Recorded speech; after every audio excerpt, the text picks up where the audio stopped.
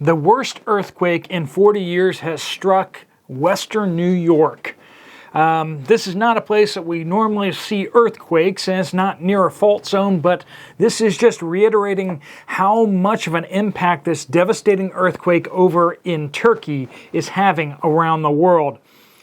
Western New York, Buffalo area, is still recovering from the blizzard just last month, and they're now experiencing this 3.8 magnitude earthquake. Now, is that a serious earthquake? No. Is there structural damage?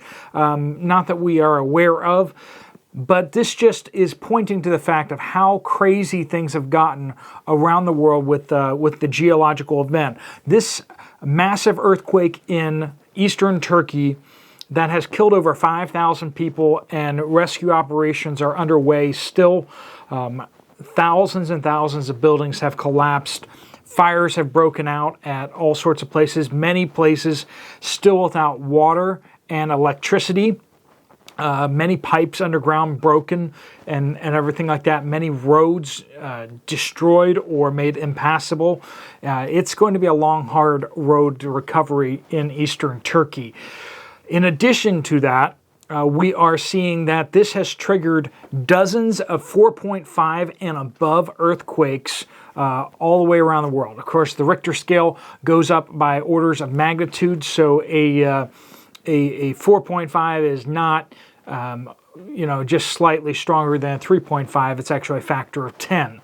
So the Eastern Turkey one was a massive earthquake. 4.5s around the world can do some damage. Once you get up to about 4.5, you start seeing, especially in third world countries, second world countries, you start seeing some damage, and very weak structures can collapse under that as well. But we're seeing all along the rings of fire and other fault lines around the world. We're seeing lots of earthquakes that have been triggered by this. Now, some folks out there who have been talking about some of the issues with the solar events that are happening above us with a solar minimum, which we are actually experiencing right now, which NASA readily acknowledges that we're in a grand solar minimum. And that is impacting, and that does tend to impact the volcanic eruptions and the tectonic plates of the planet. That much energy coming in, or that much less energy, actually starts the crust moving in some ways that we're not used to seeing. More volcanic eruptions, more earthquakes, and we may be seeing that happening right now. So that's why we're being especially sensitive to that as well.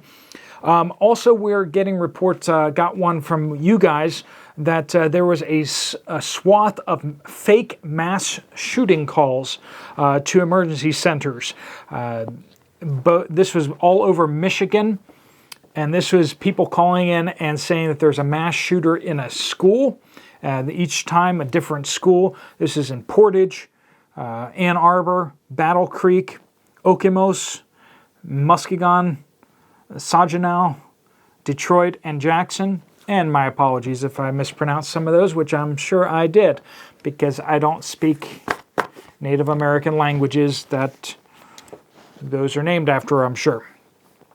But fake mass shooting calls, forcing emergency personnel to report to the schools and to check in on those schools. Very concerning to see that. We're just seeing more and more of a change in our culture out there, that we're not who we once were.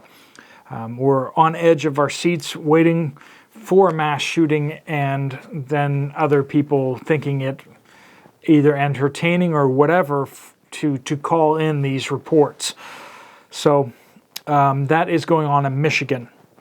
Looks like there has been more balloons over the years. So there was the initial report that was denied by former President Trump, but it's sounding more and more credible out there that basically we weren't tracking them. We were just letting them fly their spy balloons over our country again and again and again. The surprising thing isn't that a spy balloon went across the country this past weekend. It's that we actually did something about it. I did note that report earlier on, and some people kind of scoffed at it when I said that the balloon had been lost.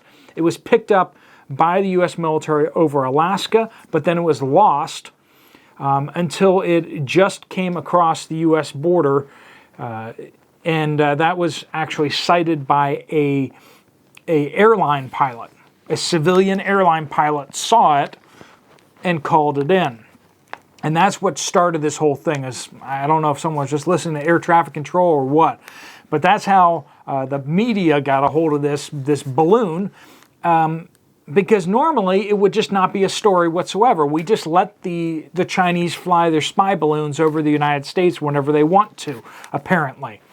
And this is just very disconcerting, and just in keeping along with a long line of trend where we are just letting China just stomp all over us, steal us blind, steal our intellectual property. They are going in and taking technology and using it for themselves and for their military. And when you have no will to defend yourself, it's very easy for even a low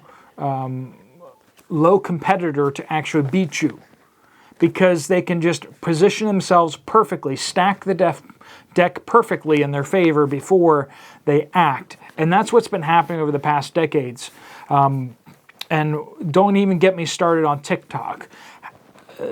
China has the blackmail information on how many millions of Americans, and it's a psychological weapon that's being used against our youth and whoever else is using it. So I'm sure some of you guys use it too.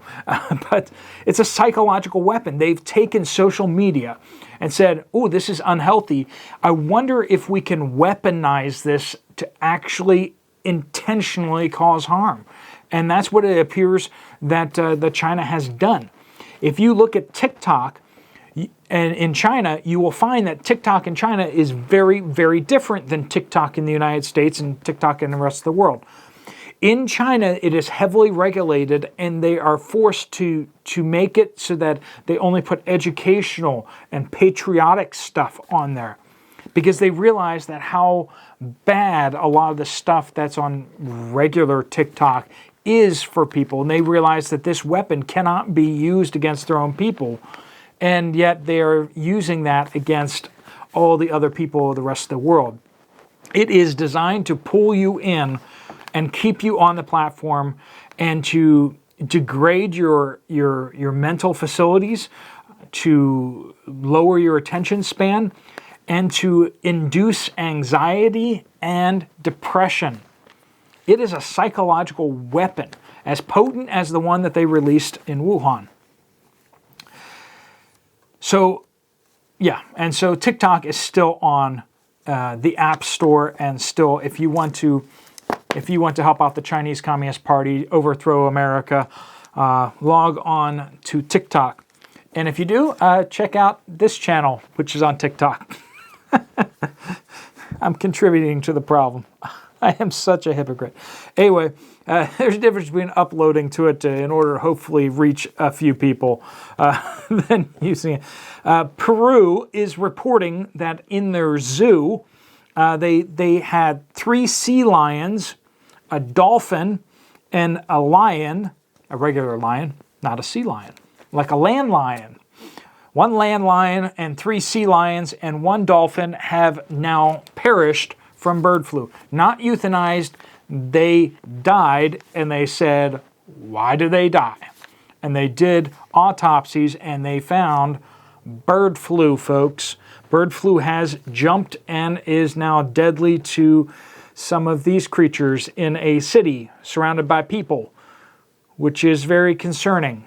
This, we may have to change the name from bird flu to something else soon. This is very concerning, folks, because it has been speculated that if it makes the jump over to humans, it's actually quite fatal. Much more fatal than, the cough. Like the cough, like less than 1%, well less than 1%. This, over 30% fatalities. At least in the projections, at least in their guesstimates. It is much, much more potent. If this actually crosses the barrier over to humans, like I said, very concerning. We're getting a report of one Turkish prison in Turkey with the earthquake actually was broken apart, and 20 ISIS members were able to escape. That is more bad news on top of all the other bad news, isn't it? Also, news from Europe. Fire broke out at a U.S. drone factory in Latvia that is producing drones for Eastern Europe. In other news, the U.S. is building drones in Latvia. Didn't know that, but I guess we should have known since they had all those weapon labs in Eastern Europe and production facilities. The U.S. industrial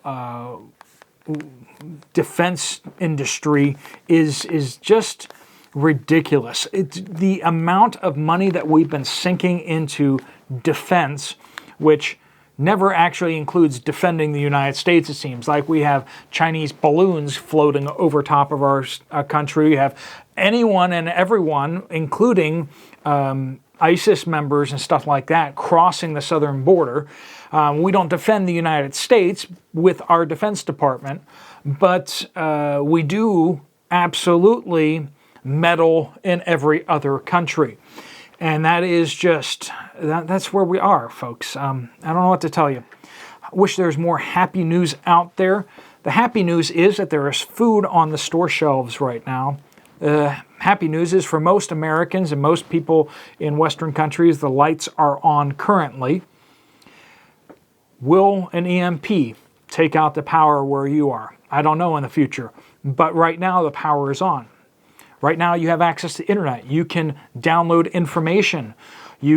Careful what kind of information you download, right? But you can download information, get them on flash drives, make sure that you have computers that are offline. You can, I was just topping up my stores of aluminum foil because I need to do some projects. I have some more electronics now than when I did some previous EMP proofing Faraday cages. So I need to make some new, and I'm going to actually make some, not the greatest Faraday cages, but I'm going to make some big cardboard box Faraday cages. Aluminum foil on the outside of the cardboard, aluminum foil again. Make sure you have an air gap between layers, and you want layers, and then make sure that you put whatever you're putting inside that aluminum foil box. There needs to be an insulation between it and that inner layer of aluminum foil. Of course, it'll also protect the aluminum foil from ripping. Make sure it is completely sealed.